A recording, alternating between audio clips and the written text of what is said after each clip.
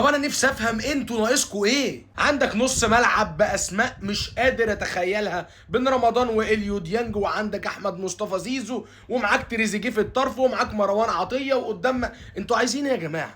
فلوس وبتاخدوا، اجازات وبتاخدوا، خروجات وبتخرجوا، ايه طيب حد يتكلم معاهم، شوفوا الناس دي نفسيا فيها ايه، لان اللي بيحصل ده مش منطقي. والله العظيم اللي بيحصل في النادي الاهلي ده مش منطقي بالمره. انتهى مباراة النادي الاهلي مع نادي ام بي بنتيجة هدف مقابل هدف او التعادل الايجابي. 65% استحواذ للنادي الاهلي، 20 شوطة منهم 4 بس اون تارجت. حاجة في منتهى العبث، وحاجة انا مش قادر افهمها. ما عملتش تقريبا فرص برضو قوية قوي، وحتى لو عملت فانت ضيعتها.